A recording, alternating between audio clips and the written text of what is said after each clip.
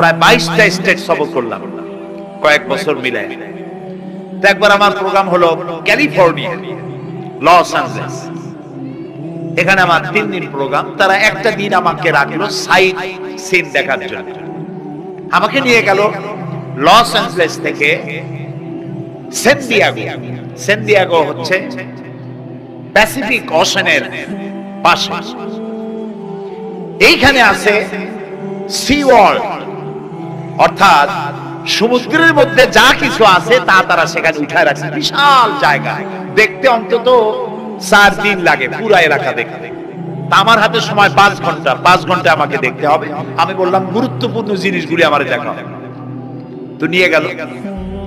এই আপনাদের মাঠটা যত বড়, এরকম একটা বড় পুকুর, সেই পুকুরের মাঝখানে আছে একটা ওয়াল, আর ঠিক মাঝখানে আছে একটা মঞ্চ, আর 10,000 লোক বসতে পারে এরকম একটা গ্যালারি। ওরকম একটা গ্যালারিতে আমাকে বসালো টিকিট কাটায়। ওখানে মাছের খেলা দেখানো হবে।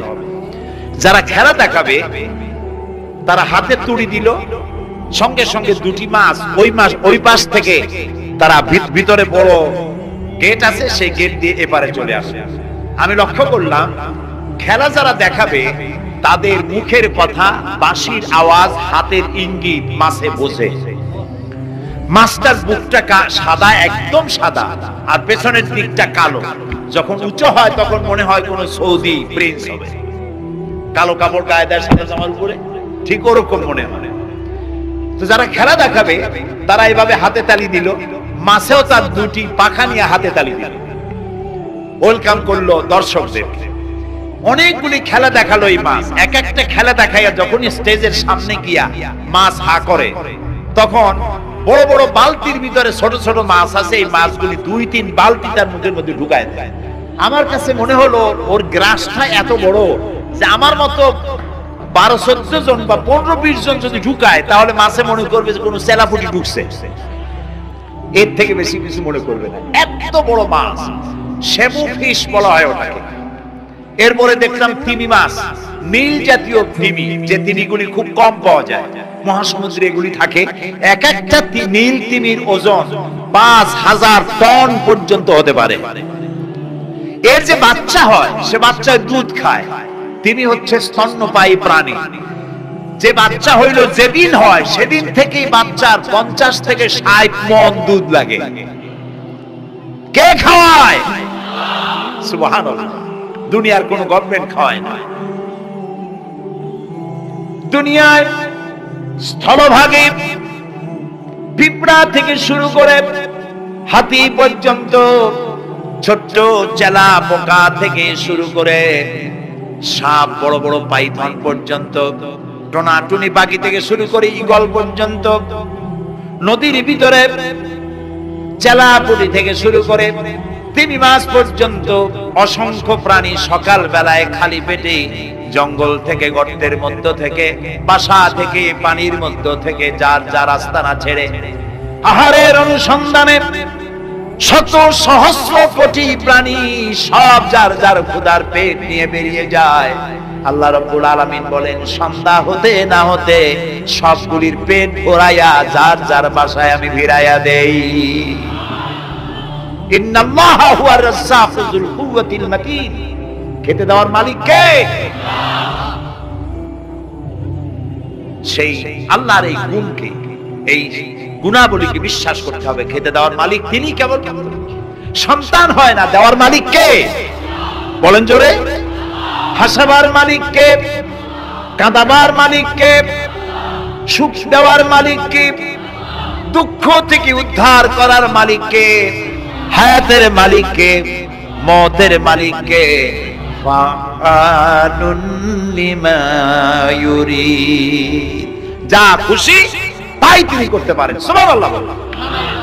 কোন কাফ আর নুন, 2টি অক্ষর, যখন যা ইচ্ছে করে হয়ে যায়। আল্লাহর এই গুণকে বিশ্বাস করলে মানুষ শিরক থেকে বাঁচতে পারবে। মাজার মুখী হবে না মুসলমান, মসজিদ মুখী হবে তখন। আজ আমার মুসলমান একদিকে নামাজও পড়ে আর একদিকে মাজারের কাছে গিয়ে দুর্বল হয়ে যায়। আছে না? আছে কি না? মাজারগুলির কাছে গিয়ে সাহায্য কামনা করে। আমার নিজের চোখে দেখেছি মাজারে গিয়ে কিভাবে সেজদা দেয় কবরকে। বলেন নাউযুবিল্লাহ। আল্লাহ ছাড়া কাউকে রুকু সেজদা করা যায় না। যা চাবার আল্লাহর কাছে চাইতে হবে। ওয়াইজা সাআলতা ফাসআলিল্লাহ ওয়াইজা ইসতাআনতা ফাসতাইন বিল্লাহ। যা কিছু চাওয়ার আল্লাহর কাছে চাও, যা কিছু বলার আল্লাহকে বলো। সব কিছু করার মালিক তিনি। সুবহানাল্লাহ বলেন। এই জন্য মাজারের সাথে মুসলমানদের সম্পর্ক হবে না, মুসলমানদের সম্পর্ক হবে মসজিদের সাথে। কিসের সাথে? বলেন জোরে। আপনি কোন অসুবিধায় পড়েছেন, মাজলুম হয়েছেন, অত্যাচারিত হয়েছেন, চাকরির সমস্যা হয়েছে, ঘরে খাবার নাই, অসুখ বিসুখ হয়েছে, নানান ধরনের সমস্যায় পড়েছেন, কোন মাজার নয়, কোন পীর নয়, মসজিদের ভিতরে চলে যান, ওযু করে মসজিদে ঢুকে 2 রাকাত কাজায়ে হাজাতের নামাজ পড়েন। রাসূলুল্লাহর উপরে যখনই বিপদ হতো তিনি নামাজে দাঁড়ায় যেতেন। সুবহানাল্লাহ বলো। আপনি কেন যাবেন একটা কবরের কাছে? আপনার সাহায্য কামনার জন্য কোনো পীর নয়, আপনার সাহায্যের জন্য কোনো কবর নয়। সাহায্য পাওয়ার জন্য কে? আল্লাহ চান আপনার ঈমানটা খালেস হোক। আল্লাহ তাআলা এটা বরদাস্ত করতে পারেন না যে মানুষ কারো কাছে গিয়া আরেকজনের কাছে গিয়ে নথি স্বীকার করুক। আল্লাহ সহ্য করেন না। ইন্না শিরকা লাযুলমুন আযীম। শিরক হচ্ছে মস্ত বড় জুলম, অত্যাচার। আল্লাহ সব থেকে অপছন্দ করেন কোন গুনাহ? বলেন শিরক। আল্লাহ সহ্যই করেন। কেন করেন না? একটা যুক্তিতে আসে। যারা বিবাহ করেছে তাদের স্ত্রী যদি স্বামীর সাথে যে ধরনের হাসি খুশি প্রেমের আদান প্রদান করে, স্বামী ছাড়া যদি আরেকজন পুরুষের সাথে এরকমের ভাব বিনিময় করে, ফোনে কথা বলে, প্রেম করে, খুব সুন্দর করে ভালোবাসা দিয়ে যদি চিঠি লেখে অন্য পুরুষের কাছে, অথবা প্রেম নিবেদন করে, তাহলে স্বামীদের অবস্থা কেমন হবে বলে? এইটার জবাব দিতে যদি দেরি হয় তো খুবই কুলক্ষণ। হ্যাঁ, ভয়ানক হবে, ভয়ানক হয়ে যাবে। নিজের চরিত্র যতই যা হোক, বউর চরিত্র ভালো চাই। আচ্ছা বলেন তো, স্ত্রী আপনার সঙ্গে যেভাবে প্রেমের হাসি হাসে, প্রেম নিবেদন করে, ওই রকম আরেকটা পুরুষের কাছে সাথে করলে আপনার সহ্য হয় না কেন? আপনি স্ত্রীর উপর আপনার অধিকারটা কতখানি, কি জন্য? আপনার স্ত্রীর যে হাসি, যে মিষ্টি হাসি, যা আপনার প্রাণ কেড়ে নেয়, ওই হাসিতে আপনার কোনো অবদান আছে? বলেন। তার যে টানা টানা চোখ, সুন্দর ভ্রু, মাথায় অনেক লম্বা চুল, শরীরটা সুন্দর, যৌবন, রূপ, এর ভিতরে আপনার কোনো অবদান আছে? হ্যাঁ আছে, একটু তো আছে। আপনি যে মুখ দিয়ে বউটা হাসে, সেই ঠোঁটে একটু লিপস্টিক লাগাইছে। যে চোখের জন্য আপনি পাগল, সেই চোখে একটু কাজল লাগাইছে। শরীরটাকে পেঁচাবার জন্য সুন্দর একটা শাড়ি কিনে দিয়েছেন।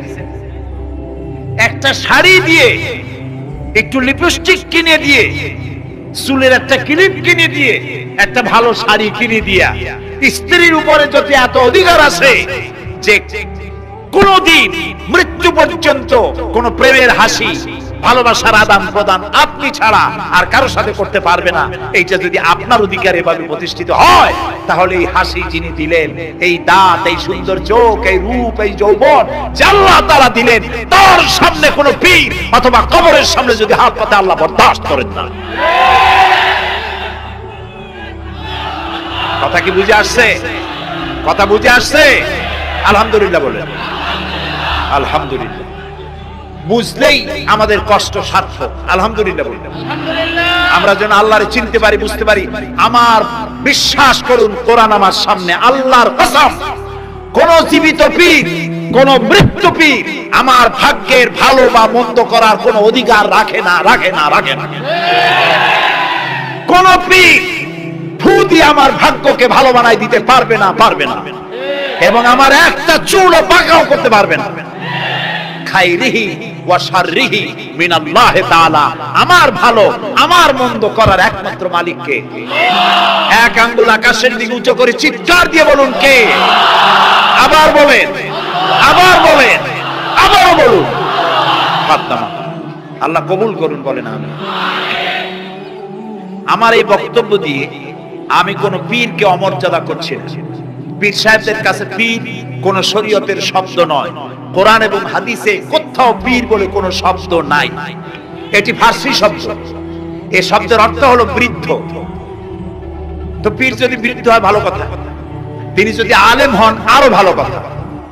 কিন্তু বাপ পীর ছিল, উনিও সেই সুবাদে পীর। ইলেম নাই তো না, নিজের কাছেই তো টর্চ নাই। আপনাকে অন্ধকারে উনিও ম্যানহোলের মধ্যে পড়বে, আপনারে নিয়ে পড়বে। আলেম হইতে হবে, পীর যদি হয় আলেম হইতে হবে, এক নম্বর কথা। দুই নম্বর কথা হলো তিনি ব্যবসায়ী হবেন না। ধর্মের নামে তিনি ব্যবসা করবেন না। তিনি মানুষকে হেদায়েতের পথ দেখাবেন, প্রয়োজনে জেলে যাবেন, প্রয়োজনে ফাঁসির মঞ্চে দাঁড়াবেন। তিনি নিজেকেই ইসলামের সব আমি করি, আর ইসলাম কারো কাছে নাই। যারা ইসলাম করলো 70-80 বছর ধরে, রাজনীতির পথ দেখালো, তারা ইসলামের দল না, ওনারটাই ইসলামের দল। এই ধরনের ফাজলামি বক্তব্য থেকে বিরত থাকতে হবে। এই ধরনের বেয়াদবিপূর্ণ বক্তব্য থেকে বিরত থাকতে হবে। আমার দোকানে খাঁটি ঘি পাওয়া যায়, আর কারো দোকানে খাঁটি ঘি পাওয়া যায় না। ইসলাম নিয়ে এই ধরনের মনোপলি বিজনেস করতে দেওয়া হবে না। প্রিয় ভাই সব, আমরা পীর সাহেবদের চিনি। পীর ছিলেন শাহজালাল রাহমাতুল্লাহ আলাইহি। সুবহানাল্লাহ। যুদ্ধ করা লাগে না, আযান দিয়েছেন, মূর্তির মাথা ভাঙ্গা চুর চুর হয়ে পড়ে গিয়েছে। গৌর গোবিন্দ পলায়া কুল পায় নাই। লোকেরা যায় তার মাজারে গিয়ে গজাল মাছ জিয়ারত করে আসে, কিন্তু তরবারিটা দেখে আসে। দোধারি তরবারি এখনো আছে। সুবহানাল্লাহ বলে। পীর ছিলেন হযরতে বাহাউদ্দিন নকশবন্দি মুজাদ্দিদ আল ফিসানি রাহমাতুল্লাহ আলাইহি, বড় পীর আব্দুল কাদের জিলানী রাহমাতুল্লাহ আলাইহি, খাজা মুঈনুদ্দিন চিশতি রাহমাতুল্লাহ আলাইহি, শাহজাহান আলী রাহমাতুল্লাহ আলাইহি। কত ওলিউল্লাহর মাজার দিয়ে আমার দেশ ভরা। আলহামদুলিল্লাহ কর। এরা একদিকে মানুষকে মুরিদ বানায়া মুরিদের টাকা দিয়ে নিজেদের পকেট ভরেন নাই। ওনারা এরকম করতেন না, এইরকম করতেন। আর রাসূলুল্লাহ বলেছেন এই রকমের হাতের মর্যাদা নাই, এই হাতের মর্যাদা। আমি পীর দেখছিলাম, বাইতুল শরফের পীর হযরত শাহ আব্দুল জব্বার সাহেব, আল্লাহ তাআলা জান্নাতুল ফেরদাউসের মেহমান বানায়। এই বাংলাদেশে শত শত মসজিদ মাদ্রাসার এতিমখানা তৈরি করে গেছেন। সুবহানাল্লাহ।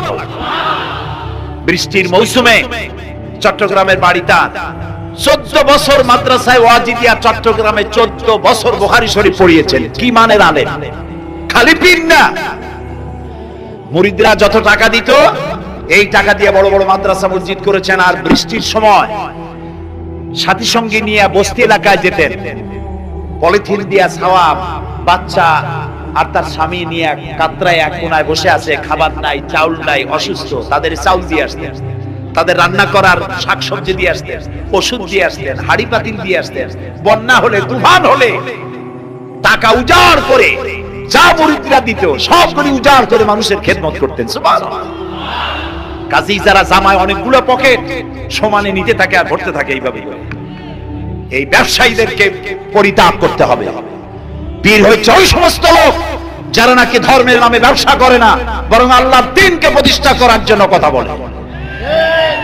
প্রিয় ভাই সব, আমাদের জেহেন সাফ করতে হবে, পরিষ্কার করে বুঝতে হবে আমার ভালো আমার মন্দ কে করতে পারে। সম্রাট শাহজাহান নাম শুনেছেন? কোথার বাদশা বলে? দিল্লি সম্রাট। সম্রাট শাহজাহান পৃথিবী জোড়া নাম তার। কবি বলছেন, শাহনে জাহাं को जिन्हें फख्र से देते थे बाज, वाज कब्र में है सूरह अलहम्दु की मोहताज। যে শাহজাহানকে কর দিয়া ট্যাক্স দিতে পারলে জনগণ নিজেদেরকে গৌরবান্বিত বলে মনে করত, সেই শাহজাহান কবরে শুয়ে আছে, সূরা ফাতিহার মুহতাজ হয়ে আছে। সুবহানাল্লাহ। যদি কেউ আমার কবরের কাছ থেকে হাইটে যাইতো আর একটু সূরা ইখলাস পড়ে সবরেসানি করতো, আমি কিছু পাইতাম। আরে এই এতিম ফাকির হয়ে শুয়ে আছে। এক ফকির দিল্লি ঘুরতেছে, একজন বলছে, ভাই তোমারে তো খয়রাত করে দেখতেছি, আমি সেই ছোটবেলা থেকে খালি তুমি খয়রাত করো। একটা জিনিস আপনারা মনে রাখবেন, গরিব আজকে যারা গরিব পরিশ্রমের মধ্য দিয়ে কালকে তারা ধনী হতে পারে, কিন্তু যারা ভিক্ষুক, যারা ভিক্ষা করে, জিন্দেগিতে কোনোদিন তারা বড় হতে পারবে না। ভিক্ষা করা যাদের অভ্যাস, জীবনেও বাড়ি করতে পারবে না, জীবনেও ধনী হইতে পারবে না, কিন্তু গরিব ধনী হইতে পারবে না। কারণ হলো আল্লাহর কাছে দুইটা বৈধ জিনিস অত্যন্ত ঘৃণিত। কয়টা? একটা হলো তালাক, আর একটা হলো ভিক্ষাবৃত্তি, মানুষের কাছে চাওয়া। আল্লাহ পছন্দ করেন। তো ভিক্ষুক ঘুরতেছে, একটা লোক বলল, মিয়া তোমার তো সারা জীবনই খরচ করতে দেখি। খরচ করবো না, করবো কি? যার কাছে যাই সে দেয় 4 আনা 2 আনা 1 টাকা, এর বেশি তো দেয় না। দিদি আমি কেমনে বললো? কয়েছে তুমি বাদশারের চোখে দেখো না, বাদশারের চোখে দেখো না। কয় বাদশার কাছে কি আমার মতো লোক যাইতে পারে নাকি? কয় না, যাইতে হবে, যাও। বাদশা একবার যাবা, এমন দেওয়া দেবে জীবনে আর তোমার খরচ করা লাগবে না। পাতি শিয়ালের পিছনে ঘুরে তো লাভ নাই। পাতি শিয়ালে খায় মুরগি, তোমার একটা ঠ্যাং দেবে, দাঁতের খেলালের কাজ হবে না। বাঘের পিছনে ঘোরো, বাঘে খায় গরু আর হরিণ, একটা রান দিলে তুমি 1 সপ্তাহ খাইতে পারবে। কাজে ঘুরতে গিয়েও বোঝা উচিত কার সাথে ঘুরতে। তো বলছে বাদশার কাছে যাও। তো বাদশারে পাবো কই? কই তো দেখলাম কেবল মসজিদে ঢুকলো। তারপরে ফকির গিয়ে দাঁড়ায় আছে বারান্দায়, দেখে যে উনি বাদশা ভেতরে বসে হাত তুলে আছে ভাবে, আর চোখ দিয়ে পানি পড়ে দাড়ি ভিজে ভিজে পড়তেছে। নামাজ শেষ করে, মোনাজাত শেষ করে বাদশা বেরিয়েছে। কোন বাদশা? শাহজাহান। বাইরে আসার পর ফকির বলল, আসসালামু আলাইকুম বলে ফকির রওনা করছে। বাদশা বলে, দাঁড়াও, তুমি যে রওনা করলা, তোমার তো ভিক্ষুক মনে হয়, আর লোকেরা যারা ভিক্ষুক না তারাও তো আমার কাছে চায়, আর তুমি তো ভিক্ষুক, চাইলে না কেন কিছু? ভিক্ষুক বলে, জাহাপানা, আমি কিছু চাইতে এসেছিলাম আপনার কাছে, কিন্তু আপনার করুণ অবস্থা দেখে আমার জ্ঞানের চোখ খুলে গিয়েছে। আমি দেখতে পেলাম আমি যার কাছে চাইতে এসেছি, আমি তো কান্দি না, হাতও বাঁধি নাই। যার কাছে চাইতে আসলাম দিল্লির সম্রাট, আবার কোন সম্রাটের কাছে হাত পেতে ভিক্ষুকের মতো কি জানি চায়, আর চোখ দিয়া পানি পড়ে দাড়ি ভিজে ভিজে পড়ছে। আমার জ্ঞানের চোখ খুলে গেছে, দুনিয়ার বাদশার কাছে আর চাইবো না। বাদশা কান্দে যে বাদশার কাছে, তার কাছেই চাইবো। প্রিয় ভাই সব, এই জন্য জিহ্ন সাফ করে ফেলো। দুনিয়ার কোন মানুষের জন্য, মানুষের কাছে নয়, কোন কবরে নয়, কোন কারো কাছে নয়, আল্লাহ তাআলার কাছে আমরা নামাজের মধ্যে ঘোষণা করেছি, ইয়াকা না'বুদু ওয়া ইয়াকা নাস্তাঈন। আল্লাহ তাআলা, তোমার একমাত্র ইবাদত করি, তোমার কাছে সাহায্য চাই। কাজে সাহায্য আল্লাহর কাছে। কার কাছে চাইবো বলে? আল্লাহ আমাদের ঈমান পোক্ত করে দিন। আমরা বলি আমিন, আমরা বলি আমিন। অসুখ বিসুখ হইলে পরে ধৈর্য ধরবেন। অনেক মানুষ আছে জ্বর হইলে কয় যে এত নামাজ পড়ি খালি জ্বর আমারই হয়, এত রোজা রাখি, ভালো ভালো কাম করি, আমার ছেলের অসুখ মোটে সারি। এই জাতীয় কথা বলবেন না। মুমিনের পায়ে যদি কাঁটাও ফোটে, সওয়াব থেকে খালি নাই। ধৈর্য ধরতে হবে। কাঁটা ফুটছে, বলেন ইন্না লিল্লাহ। আজাবান লিল মুমিন, মুমিনের জন্য বড়ই আশ্চর্য ব্যাপার, বিপদ হইলেও শুকর আদায় করে, আর সুখে থাকলেও শুকর আদায় করে। সুবহানাল্লাহ। বিপদ আসলে সে বলে ইন্না লিল্লাহি, বলেন ইন্না লিল্লাহি ওয়া ইন্না ইলাইহি রাজিউন। আর যখন শান্তি আসে বলে আলহামদুলিল্লাহ। দুই অবস্থায় তার জন্য নিয়ামত আল্লাহর তরফ থেকে সে পায়, আলহামদুলিল্লাহ। প্রিয় ভাই সব, তো আল্লাহর উপর ঈমান আনার জন্য কয়টা শর্ত বলছি না? এই যে প্যাচ লেগে গেছে, কয় যে 3টা। আল্লাহর উপর ঈমান আনার জন্য শর্ত কয়টা? 4টা। 4টার বলছি কয়টা? 2টা। আরেকটা হচ্ছে আল্লাহর কুদরত, এ বিশ্বাস করা। আল্লাহর কুদরত মানে শক্তি। আল্লাহর কিছু বিশ্বাস করবেন, বলেন জোরে, শক্তি। আকাশ এবং জমিনের শক্তিশালী কে? কিন্তু আমার দেশের জনগণ, কিছু কিছু রাজনীতিবিদরা বলে জনগণই নাকি সকল ক্ষমতার সকল শক্তির উৎস। কি পাগল! তুমি ক্ষমতার উৎস? নাকের মধ্যে ময়লা, দাঁতে ছাতা, পেটের মধ্যে দুর্গন্ধ ভরা, ক্ষমতার উৎস? আশ্চর্য কথা। এই যে ক্ষমতার উৎস, হাজার হাজার লোক এখানে বসা, দুইটা ভাউয়া ব্যাংক যদি দুই কোণা দিয়ে ঢোকে, ভাউয়া ব্যাংক চেনেন? বিগ সাইজের ব্যাংক, দুইটা যদি দুই দিক দিয়ে ঢোকে লাফাইতে লাফাইতে, সামনে যারা আছে আপনি লাফাবেন। অন্তত টঙ্গী তামিরুল মিল্লাত মাদ্রাসা ছাড়াইয়া তারপরে ফিরে তাকায় বলবে, ভাই আমরা দৌড়াই কেন? ব্যাংকের সামনে অসহায়, বল্লা ভীমরুলের সামনে অসহায়, সাপের সামনে, বিচ্ছুর সামনে অসহায়, তারা কয় সকল ক্ষমতার উৎস জনগণ। কপাল পোড়া! ক্ষমতার উৎস জনগণ নয়, এটা কোরআনের সাথে কন্ট্রাডিকশন হয়। এই কথা আল্লাহ বলেছেন, আন্নাল কুওয়াতা লিল্লাহি জামিয়া। সকল ক্ষমতার উৎস কে?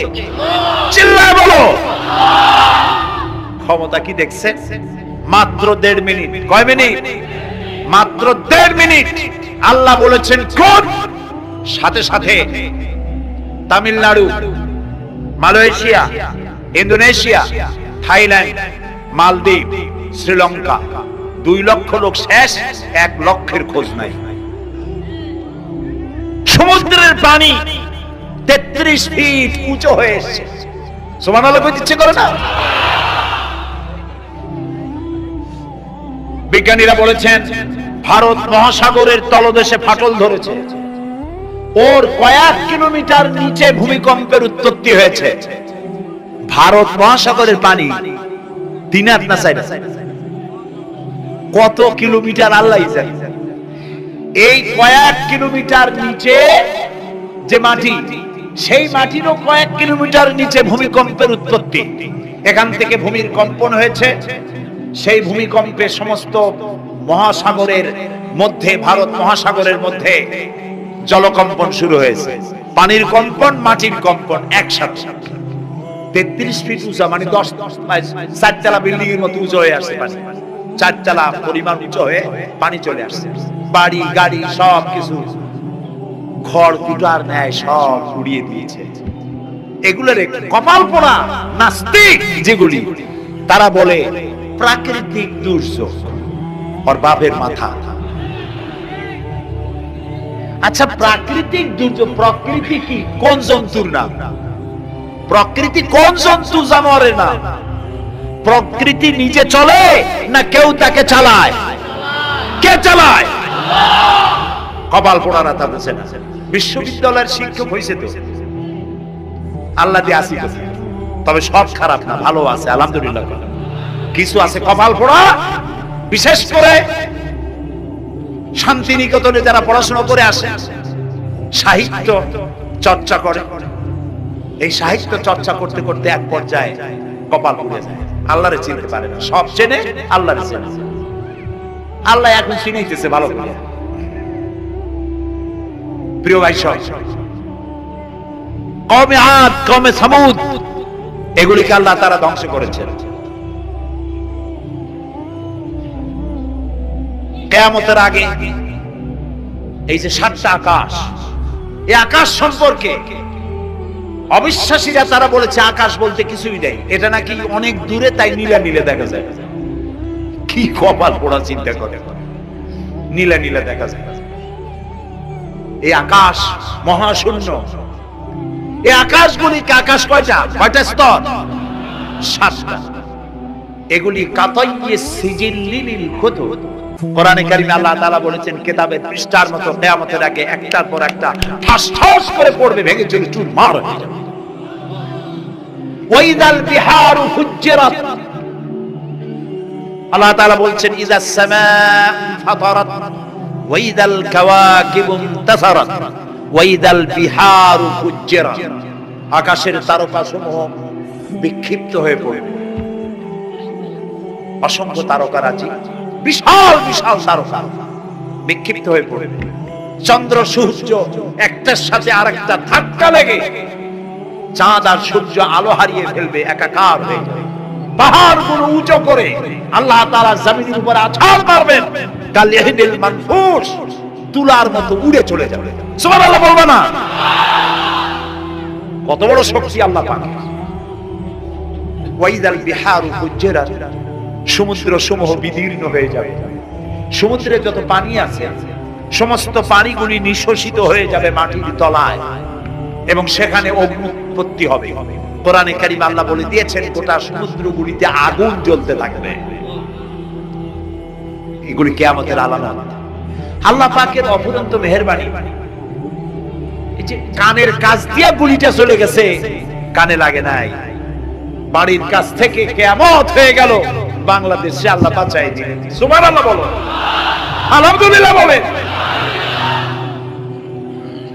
আমাদের প্রতিবেশী দেশগুলিতে যেভাবে আঘাত লাগছে, ওর 1000 ভাগের 1 ভাগের আঘাত কয়েক সেকেন্ড যদি বাংলাদেশে হতো, আমাদের সব অপরিকল্পিত শহর, রাজুক পারমিশন দিয়েছে 3 তলার করা হয়েছে 7 তলা। এইভাবে অপরিকল্পিত যত বিল্ডিং আছে এগুলি পচা সিমেন্ট দিয়ে, পচা ইট দিয়ে তৈরি করা হয়েছে। 2-3 সেকেন্ডের ভূমিকম্প যথেষ্ট এই শহর লন্ডভন্ড করে দেওয়া। অসংখ্য মানুষ মারা যাবে, অসংখ্য বাড়ি ঘর শেষ হয়ে যাবে।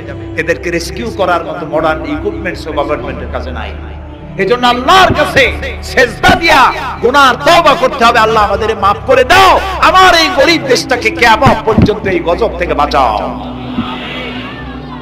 প্রিয় ভাই সব, আল্লাহ তাআলার ক্ষমতার ওয়াজ আমি আজ করতে পারবো না, অনেক লম্বা হয়ে যাবে। কারণ আমাকে 3টা পুঁজির কথা তো কমসে কম বলতেই হবে, অল্প করে হলেও। শুনবেন তো? আল্লাহ তৌফিক দিক, বলেন আমিন। আল্লাহ তাআলার ক্ষমতায় বিশ্বাস করা, তার প্রচন্ড ক্ষমতা, যা খুশি তাই বলেন করতে পারেন। মরাকে জিন্দাকে মারতে পারে, মরুভূমিতে ফুল ফুটাতে পারে। সুবহানাল্লাহ, যা খুশি তাই করতে পারে। এই শক্তি সহকারে আল্লাহকে বিশ্বাস করতে হবে। 4th নম্বরে আল্লাহর হুকুম এবং হাকাম, আদেশ নিষেধ। আমি আল্লাহরে বিশ্বাস করি, এই কথার কোনো দাম নাই যদি তার আদেশ না মানি। এই কথার কোনো দাম নাই যদি তার নিষেধকে আমি আমার জীবনে প্রত্যাহার না করে চলতে পারি। মুসলমান বলে দাবি করার কোনো মূল্য নেই। একদিকে নামাজ পড়ি, আর একদিকে ওজনে কম দেয়, খাদ্যে ভেজাল দেয়, বেপরদা করি, মিথ্যা কথা বলা হয়, ওজনে কম দেয়, খাদ্যে ভেজাল দেয়, জমিনের আইল ঢালে, আমানতের খেয়ানত করে। আল্লাহর হুকুম মানা হলো না, রাসূলের আদেশ মানা হলো না। আল্লাহর উপর ঈমান আনার জন্য 4র্থ শর্ত হচ্ছে আল্লাহ যা বলেছেন মাথা নত করে মেনে নিতে হবে। বলতে হবে সামি'না ওয়া আতা'না। বলেন সামি'না ওয়া আতা'না, শুনলাম আর মেনে নিলাম। বলেন তো জোরে, শুনলাম আর মেনে নিলাম। সুবহানাল্লাহ বলেন। মুমিনেরা এই প্রশ্নই করবে না মদ হারাম কেন, মুমিনেরা এই প্রশ্নই করবে না জুয়া হারাম কেন, মুমিনেরা এই প্রশ্নই করবে না জিনা হারাম কেন। একটাই জবাব, মদ হারাম কেন? আল্লাহ হারাম করেছেন তাই হারাম। জিনা হারাম কেন? আমার আল্লাহ হারাম করেছেন তাই হারাম। জুয়া হারাম কেন? আমার আল্লাহ হারাম করেছেন তাই হারাম। কোন যুক্তি নাই। যুক্তির আল্লাহর নিষিদ্ধ জিনিসে যুক্তি তালাশ করে কেবলমাত্র শয়তান। আল্লাহর আদেশ নিষেধে যুক্তি তালাশ করে কে? শয়তান। মুমিনের কাজ হলো সামি'না, বলেন, ওয়া আতা'না, শুনলাম আর মানলাম, বাস, শেষ কথা, খালাস। এই গেল 4টি শর্ত পুরো হয়ে গেল। এই 4টি শর্ত যদি পূরণ করতে পারি তাহলে আল্লাহরে বিশ্বাস করছি এটা প্রমাণিত হবে, এটা জাস্টিফাই হবে, এটা সত্যতা প্রমাণ হবে যদি আল্লাহর হুকুম মতো।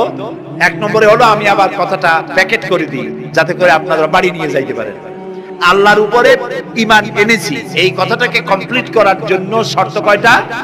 4টা। 1 নম্বরে আল্লাহর অস্তিত্বে বিশ্বাস। বলেন আল্লাহর অস্তিত্বে বিশ্বাস।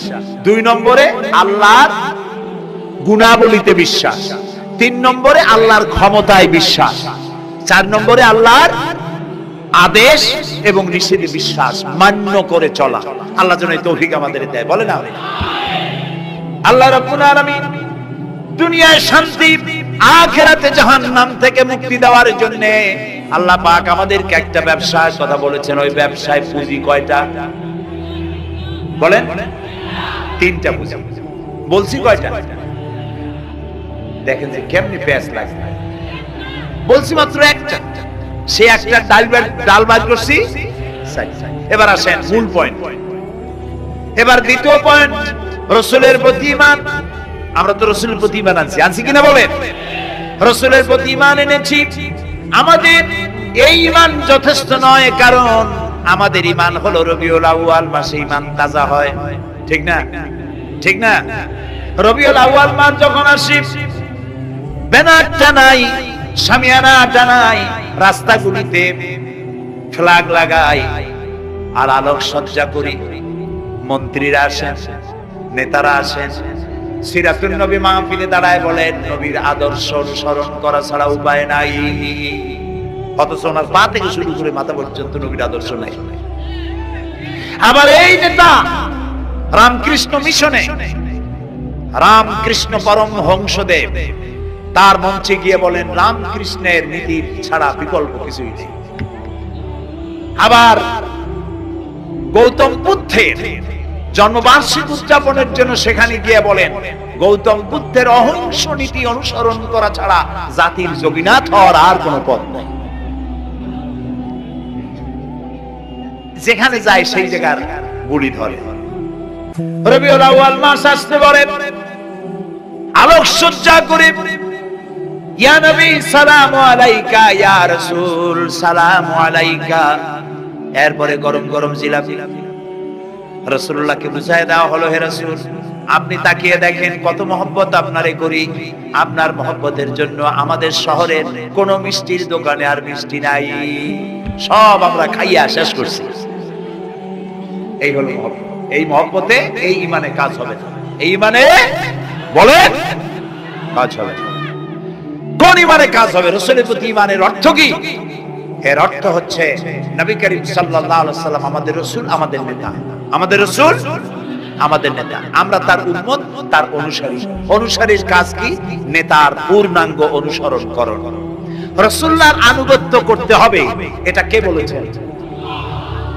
আল্লাহ রাব্বুল আলামিন সূরা আলে ইমরানের মধ্যে বলেছেন কুল ইন কুনতুম তুহিব্বুনাল্লাহা ফাত্তাবিউনি ইউহিব্বুকুমুল্লাহ ওয়া ইয়াগফির লাকুম যুনুবাকুম আল্লাহু গফুরুর রহিম। হে নবী আপনি বলুন, তোমরা যদি আল্লাহকে ভালোবাসো তাহলে তোমার কাজ হচ্ছে, তোমরা যদি আল্লাহকে ভালোবাসো তাহলে তোমরা আমার আনুগত্য করো, আমার অনুসরণ করো। কার? রাসূলের। বলেন কার? রাসূলের অনুসরণ যদি তোমরা করো, খেয়াল করে শুনতেছেন তো? আল্লাহ তাআলা বলছেন নবী আপনি বলেন তোমরা যদি আল্লাহকে ভালোবাসো, তোমাদের এই দাবি যদি সত্য হয় তাহলে আমার অনুসরণ করো, আমার আনুগত্য করো। আমার অনুসরণ, আমার আনুগত্য করলে পরে তোমাদেরকে আল্লাহ রাব্বুল আলামিন ভালোবাসবেন এবং তোমাদের तमाम জিন্দেগীর সমস্ত গুনাহ খাতা আল্লাহ তাআলা maaf করে দিবে। আমরা কি গুনাহ maaf করাইতে চাই? বলেন চাই? আসুন রাসূলের আনুগত্য করুন। রাসূলের আনুগত্য কি রকম? রাসূল যেভাবে মুস্কাচ্ছেন আমরা সেইভাবে মুস্কাচ্ছি, তিনি দাড়ি যেভাবে রাখছেন আমরা সেইভাবে রাখবো, তিনি চুল কাটছেন যেভাবে সেইভাবে করব, তিনি পায়ের নখ হাতের নখ যেভাবে কাটছেন সেইভাবে করব, তিনি যেভাবে বিবাহ করেছেন সেই সুন্নত অনুযায়ী বিবাহ, তিনি যেভাবে দেশ চালাইছেন সেইভাবে দেশ চালাবো। রাসূলের অনুসরণের অর্থ শুধু এই নয় যে তিনি যেভাবে সুরমা লাগাইছেন আমি ওরকম সুরমা দেব, তিনি যেভাবে কদু খাইছেন আমিও কদু খাবো, এটা নয়। শুধু রাসূলের আনুগত্য হবে মুরগির ফার্ম থেকে শুরু করে জাতিসংঘ পর্যন্ত, জীবনের সব ক্ষেত্রে। আর বিশ্বাস করতে হবে তিনি শেষ নবী, তারপর আর কোন নবী আসবে না। আল্লাহ রাব্বুল আলামিন সূরা আহজাবের মধ্যে বলেছেন মা কানা মুহাম্মাদুন আবা আহাদিম মির রিজালিকুম ওয়ালাকির রাসূলুল্লাহি ওয়া খাতামান নাবিয়্যিন। মুহাম্মদ সাল্লাল্লাহু আলাইহি ওয়াসাল্লাম তোমাদের মধ্যে পুরুষদের পিতা নন, তিনি আল্লাহর রাসূল এবং তাকে দিয়ে নবুয়তের মিশনকে খতম করে দেওয়া, কমপ্লিট করে দেওয়া হয়েছে। আর কোন নবী, রাসূলুল্লাহ বলেছেন লা নাবিয়্যা বাদি ওয়ালা রাসূল, আমার পরে আর কোন নবী আসবে না, রাসূল আসবে না। কত বুঝে আসছে? আল্লাহর নবীর পরে আর কোন নবী হবে না। আল্লাহর নবী বলেছেন একটি ইমারত তৈরি করে তার ভিতরে একটা ইট যদি খালি থাকে, একটি ইটের জায়গা যদি শূন্য থাকে, তাহলে সকলের চোখে ধরা পড়বে। ওই ইটখানা দিলে পরে বিল্ডিংটা কমপ্লিট হয়ে যায়। নবুয়তি যে ইমারত আল্লাহ তৈরি করেছিলেন, ওর ভিতরে একটা ইটের অভাব ছিল। আল্লাহ পাক আমাকে দিয়ে সেই শূন্য জায়গা পূরণ করে দিয়ে নবুয়তের মিশনকে কমপ্লিট করে দিয়েছে। রাসূলুল্লাহ বলেছে আমার পরে আর কেউ নবী হবে না। পৃথিবীর সব মুসলমানদের আকীদা মুহাম্মদ সাল্লাল্লাহু আলাইহি ওয়াসাল্লামের পরে যদি কেউ নবুয়তের দাবি করে সে কাফির, হাজার বার কাফির। তারা যারা তাকে যারা নবী মানবে তারাও। রাসূলুল্লাহ বলেছেন আমার পরে 30 জন মিথ্যেবাদী নবুয়তের দাবি করবে। তার মধ্যে একজন তো দাবি করছে রাসূলের জীবদ্দশায়, একটা ছিল মেয়ে লোক আর একটা ছিল পুরুষ। পুরুষটার নাম ছিল মুসাইলামা কাযযাব, নামই ছিল কাযযাব। কাযযাব মানে মিথ্যাবাদী। দেখছেন অবস্থা, নামই মিথ্যাবাদী। উম্মতেরা কইল যে আপনি তো একজন নবী, আমরা সৌভাগ্য আর দুর্ভাগ্য হোক আপনারা নবী বলে মানলাম। মুহাম্মদ সাল্লাল্লাহু আলাইহি ওয়াসাল্লামের কাছে প্রায় জিবরাইল আসে আর ওহী আনে, আর আপনি আমাদের কোনো ওহী দিতে পারলেন না। কয় যে কেবল না নবী হইলাম, অপেক্ষা করুন ওহী আসবেন। বেশ কিছুদিন যাওয়ার পর চিন্তা ভাবনা করে কয় যে ওহী একটা আসছে। উম্মতেরা সব দৌড়ে আসছে, কি ওহী? কয় যে এইমাত্র শেষ রাত্রে জিবরাইল আসছিল, আইসা আমারে কয়ে গেল একটা সূরা নাযিল করল। সূরাটা কি? ইন্না আতাইনাকাল আকাক ফাসাল্লি লিরাব্বিকা ওয়াসআক ইন্না শানিয়াকা হুয়াল আবলাক। উম্মতেরা কয় সর্বনাশ, এই সূরা পড়তে গেলে তো আমরা কাইসা পড়ে যাব। এর অর্থ তো খুব বিকায়দা। কি কি সূরা নাযিল হলো আপনার উপর? ইন্না আতাইনাকাল আকাক মানে আমি তোমাকে হুতুম পেশা দান করেছি, সুতরাং তুমি তোমার প্রভুর উদ্দেশ্যে নামাজ পড়ো আর চিৎকার মারো, কারণ তোমার শত্রুরা সাদা এবং কালো বর্ণের। আমরা তো আগামাতে কিছু বুঝলাম না, কি ওই? আচ্ছা ঠিক আছে, পয়গম্বর মুহাম্মদ সাল্লাল্লাহু আলাইহি ওয়াসাল্লামকে তার উম্মতেরা নিয়ে যায় তাদের বাগান, মাঝে মধ্যে নিয়ে যায়। নিলে পরে যে কুয়ায় পানি থাকে না, শূন্য কুয়া পানিতে ভরে যায়। যে গাছতলা দিয়ে তিনি হেঁটে যান, যে খেজুর গাছে খেজুর নাই, সেই গাছতলা দিয়ে রাসূল হেঁটে গেলেন, গাছে ফল ধরে যায়। আপনি তো এরকম কিছু দেখাইতে পারেন। তোমরা তো আমার নেও না, চলো না যাই। নিয়ে গেছে, যায় দেখে যে কুয়ার পাড় দিয়ে যায়, যে কুয়ায় পানি থাকে তা থাকে শুকায় যায়। যে গাছতলায় দিয়ে যায় ওই গাছে খোরমা থাকলে সাথে সাথে খরবো করে জড়িয়ে চলে। উম্মতের কয় কি একটা কপাল বড় নবী পাইলাম বাগে। আল্লাহ তারে শেষ করছে দুনিয়া থেকে, জাহান্নামে চলে গেছে। সেই মহিলাটাও গেছে, সেও। রাসূলুল্লাহ বলেছেন এইরকম 30 জন মিথ্যাবাদী নবুয়তের দাবি করবে কিয়ামতের আগ পর্যন্ত।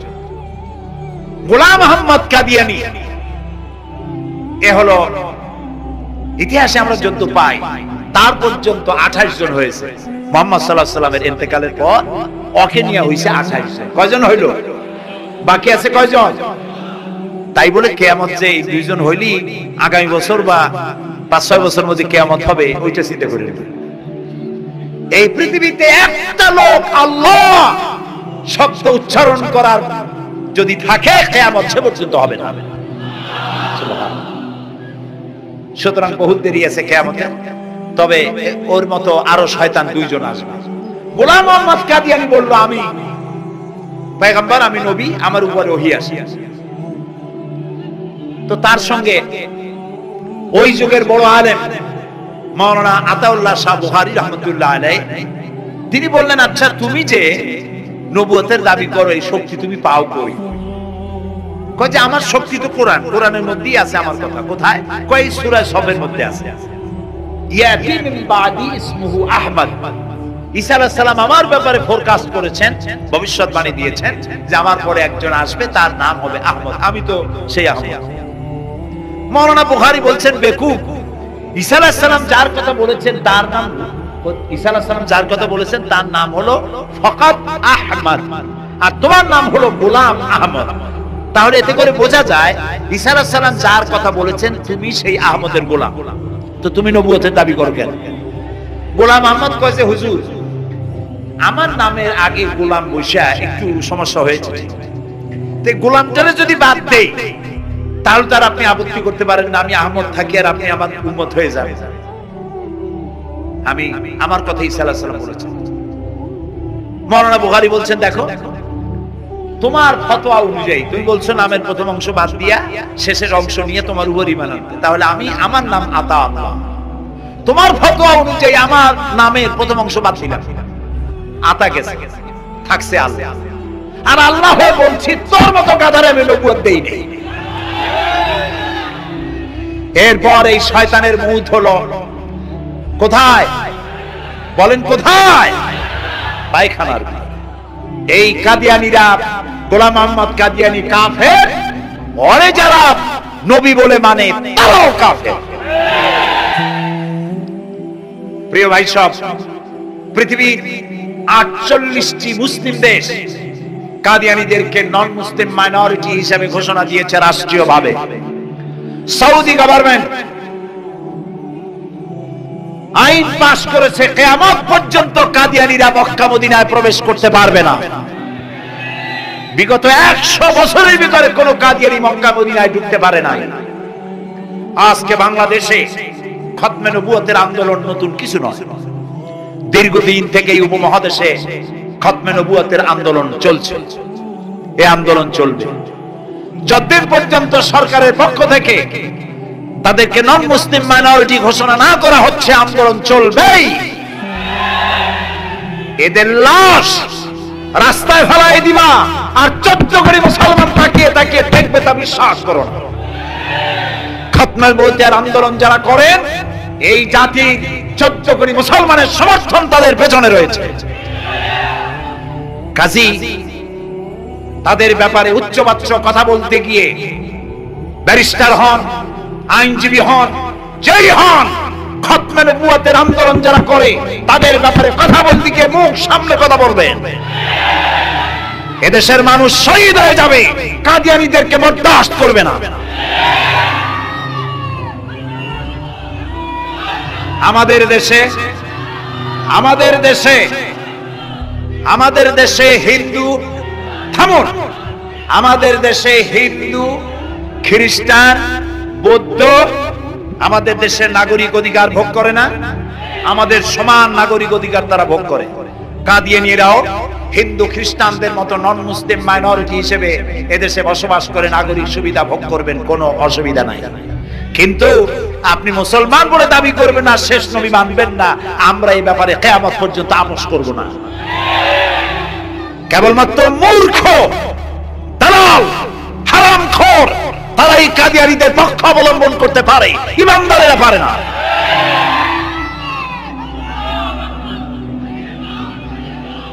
কাদিয়ানীরা যে সব মসজিদ তৈরি করে এগুলি মসজিদ নয়, এগুলি উপাসনালয়। হিন্দুদের মন্দিরকে যেভাবে আমরা সম্মান করি ওদের উপাসনালয় তো সম্মান করি, কিন্তু কাদিয়ানীরা যতদিন মুসলমান নামের পরিচয় দিতে থাকবেন আমরা আমাদের অধিকার আদায়ের জন্য সুশৃঙ্খল ভাবে গণতান্ত্রিক পদ্ধতিতে আমরা এই অধিকার আদায়ের চেষ্টা করব। খতমে নবুয়তের আন্দোলন কোনো রাজনৈতিক আন্দোলন নয়, এটি আমাদের ঈমানের আন্দোলন। যারা আন্দোলন করতেছেন তারা আমাদের ফরজে কিফায়ার দায়িত্ব পালন করছেন।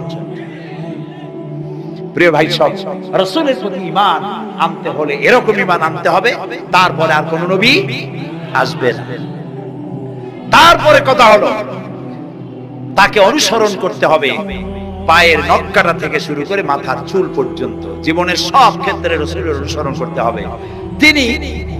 তিনি সেনাপতি ছিলেন, শ্রমিক ছিলেন, পিতা ছিলেন, নানা ছিলেন, স্বামী ছিলেন, ঠিক না? তিনি রাষ্ট্রপ্রধানও ছিলেন।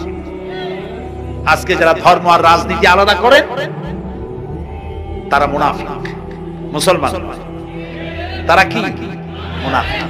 এই জন্য আমাদেরকে মনে রাখতে হবে নবী করিম সাল্লাল্লাহু আলাইহি ওয়াসাল্লাম রাষ্ট্র পরিচালনা করেছেন। যারা ধর্ম আর রাজনীতি আলাদা করেন তারা মুসলমান হিসেবে আল্লাহর কাছে পরিচিত হতে পারবে না।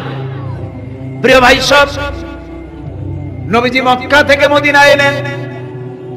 মদিনা এসে রাষ্ট্রপ্রধানের দায়িত্ব পালন করলেন। আজ তিনি রাষ্ট্রপ্রধান। কোরআন হলো সংবিধান, কোরআনের আইন চালু করে দিলেন। চুরি বন্ধ হলো, ডাকাতি বন্ধ হলো, জেনা ব্যভিচার বন্ধ হয়ে গেল। মানুষ দরজা খুলে ঘুমাবার সুযোগ পেল। সুবহানাল্লাহ, সুবহানাল্লাহ। নবী করিম সাল্লাল্লাহু আলাইহি ওয়াসাল্লাম একটি সুন্দর সুখী সমাজ পৃথিবীতে চালু করে গেলেন। আজ আমাদের ভাগ্য যদি খুলতে হয়, রাসূলের অনুসরণ করি আমাদেরকে রাষ্ট্র পরিচালনা করতে হবে। ইসলাম সন্ত্রাসকে প্রশ্রয় দেয় না, ঠিক না ভাই? আমাদেরকে যারা সন্ত্রাসী বলে, ওরাই তো সন্ত্রাসের দাদা, ওরা সন্ত্রাসের জন্মদাতা। আমাদেরকে সন্ত্রাসী বলো? আমি আমেরিকায় বক্তব্য করেছি, লন্ডনে বক্তব্য করেছি, আমি তাদেরকে বলছি তোমরা আমাদেরকে সন্ত্রাসী বলো? আমাদের দেশে যাইয়া দেখো, তোমাদের এখানে সমস্ত সুপার মার্কেট গুলি সব বন্ধ হয়ে যায় বেলা 4টায়, কোনো মার্কেট খোলা থাকে না। কেন খোলো না? তোমরা সিকিউরিটি দিতে পারবে না বলে খোলো না। চুরি হবে, ডাকাতি হবে, লুটপাট হবে, এই জন্য বিকেলই সব বন্ধ হয়ে যায়, রাতে কোনো দোকান খোলা থাকে না। যাও তো আমাদের দেশে, আমাদের তো সন্ত্রাসী বলো? গরিব দেশ। আমাদের দেশের বাবুরহাটে, নরসিংদীর কাছে বাবুরহাট, যেটাকে এই দেশের ম্যানচেস্টার বলা হয়, সারা রাত কোটি কোটি শত কোটি টাকা কাপড় চোপড় বেচা কিনা হয়, পুলিশের গন্ধ খুঁজে পাওয়া যায় না, সারা রাত বেচা কিনা হয়। গ্রামের বাজারগুলি যায় দেখেন, আমাদের দেশে যশোরে, খুলনায়, উত্তরবঙ্গে রাত 2টা 2:30 পর্যন্ত বেচা কিনা হয়, ঠিক না? এই যে আমাদের দেশে আল্লাহর মেহেরবানি, এবারে যে ঈদের সময় ঈদ আর পূজা একসাথে হইল, মুসলমান মেয়েরা, হিন্দু মেয়েরা সোনা দানা গলায় পরিয়া, হাতে পরিয়া, তারপরে বাজারঘাট ঈদের কেনাকাটা, পূজার কেনাকাটা করছে, কোনো অসুবিধা হয় নাই, ঠিক না? আল্লাহর মেহেরবানি র্যাবে জি যা করার করছে। মক্কা শরীফে, মদিনা শরীফে দেখলাম লোকেরা হাত তুলে, বাংলাদেশি লোকেরা ওখানে যারা আছে, র্যাবের জন্য দোয়া করছে, আল্লাহ র্যাবের প্রতি তুমি রহমত নাযিল করো, আল্লাহ রহম করুন কোন। আমি দেশের যতটা অসুবিধা হয়েছিল তার থেকে অনেক গুণ জ্ঞান হয়ে গেছে, আলহামদুলিল্লাহ, আলহামদুলিল্লাহ। প্রিয় ভাই সব, এই যে আল্লাহ রাব্বুল আলামিন মুসলমানদেরকে পৃথিবীর মধ্যে সবথেকে বেশি শান্তি প্রিয় করেছেন, কোন আলহামদুলিল্লাহ। তোমরা আমার মক্কা যাইয়া দেখো, মক্কা মদিনায় যাইয়া দেখো, আমাদের কেউ সন্ত্রাসী? মক্কা মদিনায় লক্ষ লক্ষ মানুষ এই যে সব চলে গেছে, এখন কোথায় গেছে? সারা পৃথিবী থেকে মানুষের এখন ছুটছে ছুটছে, পৌঁছে গেছে, আর পথে আছে, প্লেনে আছে, নদীতে আছে, গাড়িতে আছে। সুবহানাল্লাহ, লক্ষ লক্ষ মানুষ চলে গেছে, সবার একই ড্রেস, একই গন্তব্য, একই স্লোগান, লাব্বাইক আল্লাহুম্মা লাব্বাইক। সব মানুষ চলে গেল। আমি 96-তে যখন পার্লামেন্টে আসলাম, প্রথম পার্লামেন্টে এক বক্তৃতার ভেতরে আমি বলেছিলাম যে আমাদের দেশে নেতা নেত্রীরা উমরা করে, হজ করে। আচ্ছা, আপনারা যাইয়া দেখেন কি করেন, কি আনেন কি? যাইয়া একটু তওয়াব করিয়া আসার সময় আতর আর পাথর, সুরমার খুরমা পকেট ভরে নিয়ে আসেন, কিন্তু চোখে দেখেন না। আল্লাহ তাআলা বলছেন, আওয়ালাম ইয়ারাউ আন্না জাআলনা হারামান আমিনান। তোমরা কি দেখতে পাও না আমার এই হারামকে আমি কিভাবে নিরাপত্তার শহর বানিয়েছি? সুবহানাল্লাহ। রাত 2:30-3টার সময় চাঁদের মতো সুন্দরী যুবতী মেয়ে একাকিনী, কোন পুরুষ সঙ্গী ছাড়া, নিজের ডেরা, নিজের তাবু ফেলে কাবা শরীফের ভিতরে এসে গেল। লক্ষ লক্ষ পুরুষের মধ্য দিয়ে আল্লাহর ঘর তওয়াফ করলো, তাহাজ্জুদের নামাজ আদায় করলো, এরপরে দোয়া দুরূদ করে কান্নাকাটি করে মেয়ে লোকটি একাকী লক্ষ লক্ষ মানুষের মধ্য দিয়ে নিজের ঘরে ফিরে গেল। কোন পুরুষের একবার তার চেহারার দিকে নজর পড়েছে তো দ্বিতীয়বার তার রূপ উপভোগ করার মতো সাহস কারো মনের মধ্যে জাগে না। হাজার বছরের ইতিহাস, মক্কা থেকে, মদিনা থেকে, আরাফাত থেকে, মুজদালিফা থেকে, মিনা থেকে একটা নারী লাঞ্ছিতা হয়েছে, ধর্ষিতা হয়েছে, অপমানিত হয়েছে, এর ইতিহাস নয়। প্রিয় ভাই সব, প্রসঙ্গক্রমে এই টঙ্গী লক্ষ লক্ষ লোকেদের সমাবেশ হয়, আলহামদুলিল্লাহ। হতেই পারে তাবলীগী জামাতের ভাইরা এখানে উপস্থিত হন, সারা দেশ থেকে, বিভিন্ন দেশ থেকেও লোকজন আসে, এক জায়গায় বসে আল্লাহ বিল্লাহ করে, মোনাজাত করে। এটা মনে আসলো তাই বলতেছি।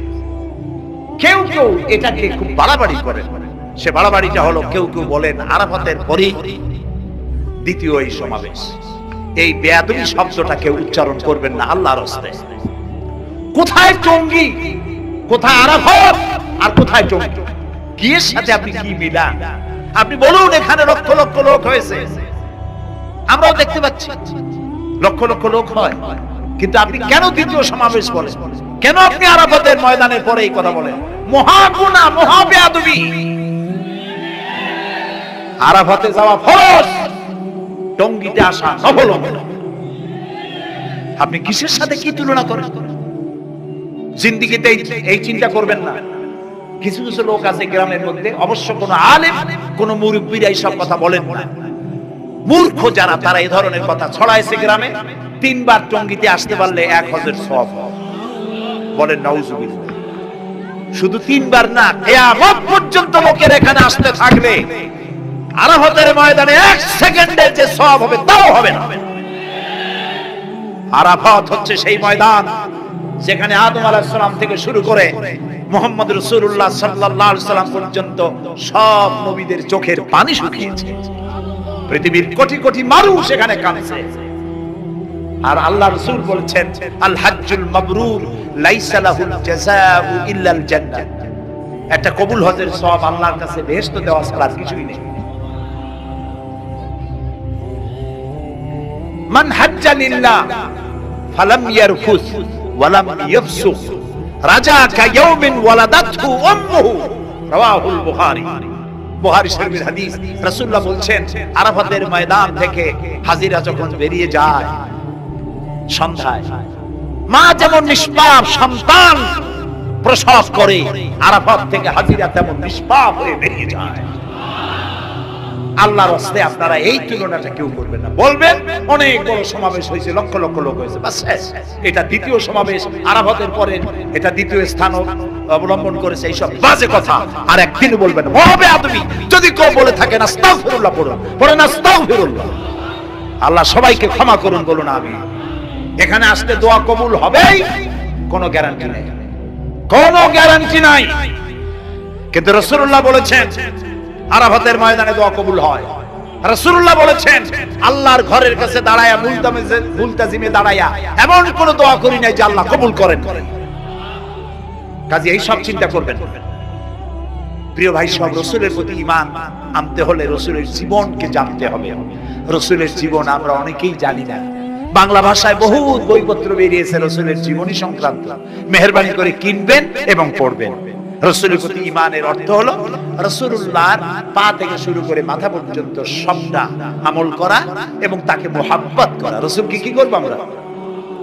কি মুহাম্মদ সে ওয়াফা তूने तू हम तेरे ये जहां चीज ही क्या लोह कलम तेरे। মুহাম্মদ সাল্লাল্লাহু আলাইহি ওয়াসাল্লামের সঙ্গে যদি তুমি মহব্বতের কানেকশন জুড়িয়ে দিতে পারো, তার অনুসরণ আর অনুকরণ যদি করতে পারো, আকাশ আর জমিন তো দূরের কথা, লৌহ কলম পর্যন্ত আল্লাহ তোমার জন্য করে দেবে। নবী করিম সাল্লাল্লাহু আলাইহি ওয়াসাল্লামের উপর ঈমান আনার অর্থ হলো তার অনুসরণ অনুকরণ করা। 3 নম্বরে ওয়াতুজাহিদুনা ফি সাবিলিল্লাহি বিআমওয়ালিকুম ওয়া আনফুসিকুম। আল্লাহর রাস্তায় লড়াই করো জান দিয়া আর মাল দিয়া। কি দিয়ে কোন? জান দিয়া মাল দিয়া। আমরা কিন্তু বলি হুজুর আসি আপনার সাথে, আপনার পিছনে আসি, জানটা দিয়ে দেব। এই মানুষেরা খুব চালাক। আপনি জান দিলে তো মাল থেকে যাবে। আগে দেবেন কি? মাল, পরে দেবেন জান। মাল দিতে হবে, জান দিতে হবে আল্লাহর দ্বীন প্রতিষ্ঠার জন্য। রাসূলুল্লাহ জীবন দিয়ে, সাহাবায়ে কেরাম জীবন দিয়েছেন, রাসূলুল্লাহ রক্ত দিয়েছেন, তার মোবারক শহীদ হয়েছে। আমি দেখেছি ওহদের মাঠে, আমি ওহদে যখন সফর করেছি, আল্লাহ বহুবার নিয়েছেন আলহামদুলিল্লাহ। আমাকে সেখানকার একজন আলেম মদিনা, তিনি আমাকে নিয়ে গেলেন ওহদে বেশ কয়েক বছর আগে। ওহদে গিয়ে দেখলাম, আমাকে দেখালো যে নবী করিম সাল্লাল্লাহু আলাইহি ওয়াসাল্লামের যেখানে দাঁত শহীদ হয়ে গিয়েছিল, দাঁত মোবারক শহীদ হয়েছে, রাসূলুল্লাহ বেহুশ হয়ে পড়ে গেছিলেন। তাকে তাকে হযরতে আবু বকর, হযরত ওমর, হযরত ওসমান এই তিনজনে উঁচু করে নিরাপদ জায়গায় নেওয়ার জন্য দৌড়াচ্ছিলেন। পাহাড়ের উপরে যখন উঠতেছিলেন, ওই তিনজন রাসূলকে ঘাড়ে করে নিয়ে উঠতেছেন, পাহাড় তখন কাঁপতেছিল। পাহাড় কাঁপতেছে, এত বড় কাঁপন উঠেছে পাহাড়ে।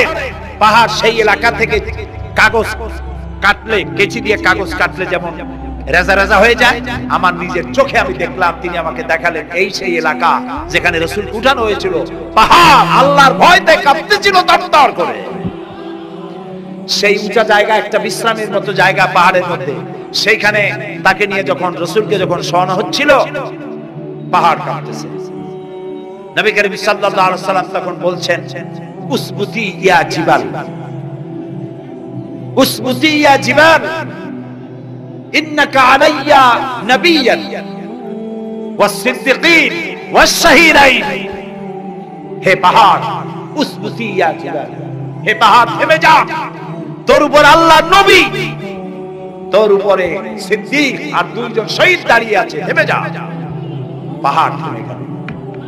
সিদ্দিক হযরত আবু বকর, দুইজন শহীদ তোর উপরে, হযরতে ওমর, হযরতে ওসমান রাদিয়াল্লাহু তাআলা আনহুমা। কবে শহীদ হবে রাসূলুল্লাহ আজকে বলতেছেন তোর উপরে দুইজন শহীদ দাঁড়িয়ে আছে। এইভাবে কষ্ট করেছেন নবীজি, ক্ষুধায় কষ্ট করেছেন, যুদ্ধ করেছেন। তবে সেই যুদ্ধ আক্রমণাত্মক ছিল না, ডিফেন্সিভ ছিল। আক্রমণকে প্রতিহত করার জন্য তিনি লড়েছেন। প্রিয় ভাই সব, এত কষ্ট করার পর তিনি যে দ্বীন কায়েম করে গিয়েছিলেন, আল্লাহ তাআলা বলছেন, ওয়াতুজাহিদুনা ফি সাবিলিল্লাহি, আল্লাহর রাস্তায় লড়াই করো জান দিয়ে আর মাল দিয়ে আমার দ্বীনকে প্রতিষ্ঠা করার জন্য। যদি তোমরা ইসলাম বুঝে থাকো, এরই মধ্যে তোমাদের জন্য কল্যাণ নিহিত রয়েছে। সুবহানাল্লাহ, এরই মধ্যে কল্যাণ। সুতরাং শুধু টুপি মাথায় দিয়ে নামাজ পড়লেই হবে না, নামাজও পড়তে হবে, আল্লাহর হুকুম আহকাম মানতে হবে, রোজাও রাখতে হবে, হজও করতে হবে, যাকাতও দিতে হবে, স্ত্রীকে পর্দায় রাখতে হবে, আমলে আখলাকে, সিরাতে সুরাতে, চলনে বলনে, ব্যবসায় বাণিজ্যে, বক্তৃতায়, রাজনীতি, অর্থনীতি, সমাজনীতি, সব জায়গায় আল্লাহ এবং রাসূলের পূর্ণাঙ্গ আনুগত্য করার নামই হলো মুসলমান হয়ে যাওয়া। সুবহানাল্লাহ। এই মুসলমান হইতে পারবো আমরা? আল্লাহ যেন তৌফিক দেন।